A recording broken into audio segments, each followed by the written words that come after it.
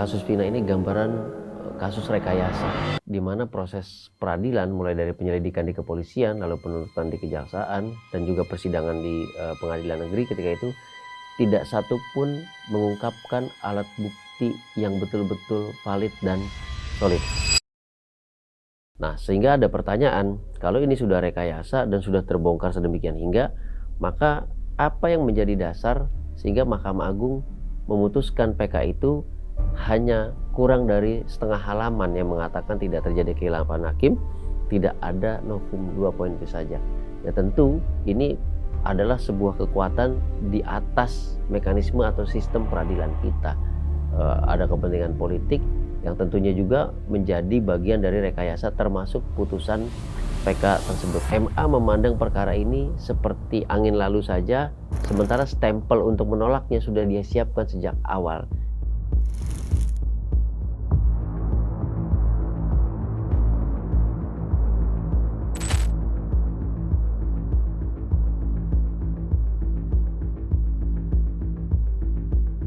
Ini bukan perdebatan alat bukti lagi di persidangan, tapi perdebatan antara institusi MA dan institusi kepolisian.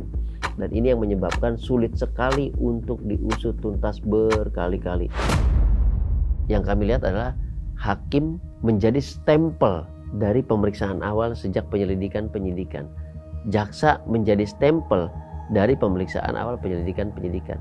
Sehingga di titik itu kami bisa pastikan bahwa pengaruh kuat datangnya dari Polri selaku penyelidik dan penyidik, dan kemudian membawahi, nah ini perlu digarisbawahi, membawahi kejaksaan dan hakim. Jadi posisi powernya dalam kasus Vina seperti itu, karena tidak ada satupun yang dieksersis oleh jaksa, dibantah oleh jaksa, dipulangin, diminta periksa lagi segala macam lengkapi, tidak ada. Begitu juga dengan hakim. Jadi di titik inilah kita melihat bahwa criminal justice system kita masih menggunakan sistem piramid, di mana polisi ada pada posisi paling tinggi, lalu membawahi jaksa dan membawahi hakim. Kecewa banget. Kita kan mau tahun baruan, mau lebaran bareng, nggak jadi.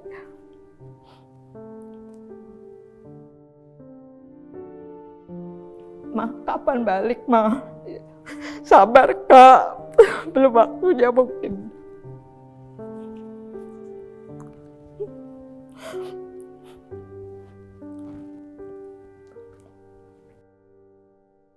Ibu mikirnya bakal diputus-putus? Iya, rencana bebas gitu aja. Ya dulunya kan ya istilahnya optimis lah, karena lihat PK yang kemarin kan ya bukti-bukti kan ada yang ini, maksudnya baru-baru semua gitu. Majelis hakim menyatakan bahwa tidak ada novum. Lalu ngapain dia manggil saksi, manggil Deddy Mulyadi dan segala macamnya? Yang pertama, yang kedua, tidak ada kehilapan dari majelis hakim dalam menerapkan hukum.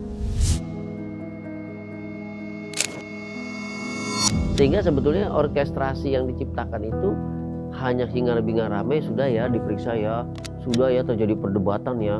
Perdebatannya tidak terbukti, perdebatannya tidak diakui oleh siapa? Oleh hakim.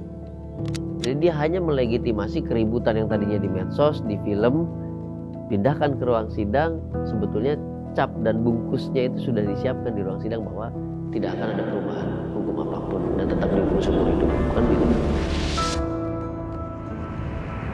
Dengan putusan yang pada pokoknya menolak permohonan peninjauan kembali para terpidana. 5. Pertimbangan majelis hakim dalam menolak permohonan PK tersebut antara lain tidak terdapat kekilapan yudek fakti dan yudek juris dalam mengadili para terpidana, dan bukti baru atau novum yang diajukan oleh terpidana bukan merupakan bukti baru sebagaimana ditentukan dalam pasal 263 ayat 2 huruf A KUHP. Sehingga dalam persidangan pun antara para kuasa hukum dan juga dari pihak korban, dari pihak terdakwa, dari pihak itu dan segala macam, perdebatannya juga bukan pada alat bukti yang solid dan valid. Saya tidak melihat ada yang membantah chat WA itu. tidak melihat ada yang membantah bukti-bukti digital dan forensik seperti itu. Perdebatannya adalah di keterangan saksi. Perdebatannya adalah bagaimana saksi kok mencabut BAP. Perdebatannya adalah saksi ini sering nongkrong, terlibat geng motor, minuman keras dan segala macam. Jadi kita betul-betul terdistraksi dengan itu dan masyarakat akhirnya lupa. Maka yang paling menentukan arah sistem peradilan kita hanya Kepolisian Republik Indonesia.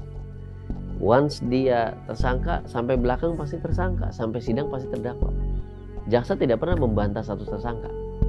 Jaksa tidak pernah membongkar ulang berkas menjadi status tersangka. Begitu juga dengan majelis hakim. Once dia ditahan, masuk dalam upaya paksa penahanan, jaksa tidak mungkin menangguhkan penahanan.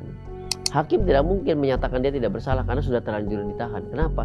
Kalau sudah terlanjur ditahan, lalu diputus bebas, maka dia bisa menggugat negara, menggugat polisi, menggugat jaksa, menggugat hakim atas penahanan-penahanan itu. Nah, ini semacam dalam konteks pasar gitu ya. Ini sistem ijon yang menempatkan masyarakat itu sebagai kuli. Masyarakat pencari keadilan, baik dia sebagai pelaku, tersangka, korban, saksi dan segala macam, itu seperti kulinya. Jadi dia diijonkan sehingga seberat apapun dia bertani, berkuli dan segala macam, dia tidak akan bisa menutupi utangnya. Gitu, karena sudah diijonkan di depan. Dan ini juga yang harus diubah ke depannya, bahwa dalam setiap proses semua harus equal. Di mana tim khusus yang dibentuk oleh Kapolri? Tugasnya apa? Laporannya apa? Kita hanya dengar ada tim sus Kapolri menjanjikan akan transparan mengumumkan hasilnya apapun kepada masyarakat. Ya. Media mencatat sudah hampir setengah tahun sejak diucapkan tim sus itu, tim senyap itu betul-betul jadi senyap sampai senyap sekali. Kami sudah pesan kepada Polda Jawa Barat dan juga menurunkan tim asistensi dari Propam, dari Irwasum, dari Bareskrim Polri karena memang peristiwanya terjadi 2016. Jika kita minta bahwa ini menjadi perhatian publik, jika kita minta semuanya untuk turun melihat peristiwa yang terjadi. Lantas bagaimana nasib dari proses hukum yang tengah bergulir di Bareskrim Polri? Kita tahu ada beberapa laporan terkait dengan kasus ini. Akan melaporkan Aibtu ya, saat itu yang sekarang Ibtu Rudiana. Kami bukan hanya melaporkan tentang kesaksian palsu ya, tapi melaporkan tentang apa yang mereka alami. Sebagaimana kita tahu bahwa selama ini ada isu tentang penganiayaan, ada isu tentang penyiksaan, ada isu tentang penekanan secara psikis, ya itu salah satu yang akan kami laporkan mewakili Hadi Saputra. Apakah betul? Gitu kita uji kan gitu loh. Karena ada saksi yang melihat, ada bukti-bukti yang kami lampirkan. Tidak bisa dipungkiri keterlibatan orang tua korban yang merupakan anggota kepolisian. Keterlibatan juga ada yang diduga pelaku yang belum dikejar sampai saat ini juga merupakan keluarga besar dari kepolisian. Itu yang dilaporkan ke Rudian dan segala macam itu akan lolos atau bebas dari jeratan laporan apapun. Jangankan hukuman, laporan apapun dia akan terbebas. Dengan demikian kita bisa lihat juga bahwa yang salah bukan polisinya. Nggak ada misconduct dalam proses penyelidikan oleh kepolisian. Yang ada hanyalah perdebatan di ruang publik terkait dengan bukti, saksi, keterangan dan segala macam. Dan ini bukti nyata dari esprit de corps. Jadi bagaimana solidaritas itu digambarkan menjaga institusi meskipun salah anggotanya, meskipun amburadul peradilan dan prosesnya, meskipun terjadi pelanggaran hukum, pelanggaran hak asasi manusia, bahkan dugaan tindak pidana sepanjang proses itu. Jadi kami lihat bahwa ada kepentingan institusi di situ, sehingga institusinya seolah-olah pasang badan. Mau disuruh apapun saya yakin mereka ini bukan pelaku, mereka ini tidak bersalah. Saya juga nggak mau dong dituduh jadi pengacara yang membela pembunuh. Di satu sisi ada korban loh. Saya kan harus hargai juga Vina dan Eki yang korban. Tapi satu sisi saya yakini mereka ini bukan pembunuhan. Apapun lah penyebab kematian Vina dan Eki, kami simpati. Itu korban. Tapi satu sisi, kalau bukan mereka pelakunya, apakah kita tega? Bagaimana Tom Lembong, bagaimana Hasto Kristianto dalam tempo cepat bisa berubah nasibnya. Dari terdakwa menjadi orang bebas merdeka. Dari terpidana kemudian tidak masuk penjara. Kenapa terhadap dua orang itu begitu mudahnya seolah-olah garis tangan mereka berubah? Sementara terhadap 7 terpidana kuli bangunan di Cirebon sana sudah bertahun-tahun memperjuangkan nasib mereka, ditambah lagi berbulan-bulan terakhir mencoba untuk mendapatkan amnesti, sampai sekarang tetap tangan hampa. Tidak ada perubahan apa-apa terhadap nasib mereka dan terhadap keluarga mereka.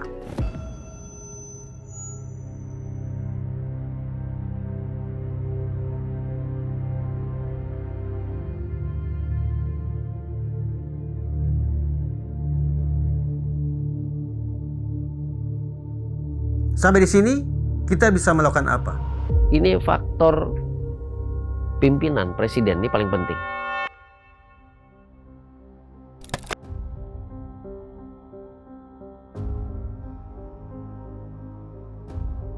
Presiden tidak pernah melakukan evaluasi dengan 4 syarat. 1, menyeluruh. Yang kedua, secara struktural, artinya berjenjang. Yang ketiga, secara substantif, jadi bukan hanya etik dan juga profesionalisme, tapi substansi pemeriksaan kasus per kasusnya bagaimana ini, itu nggak pernah ada. Yang ketiga adalah tidak pernah dilakukan secara transparan. Akibatnya menciptakan kekebalan yang begitu kuat, dan kekebalan ini, imunitas ini menciptakan impunitas. Jadi siapapun yang kena akan tercipta lagi hal yang sama dan tidak akan bisa diberesin sampai tuntas gitu.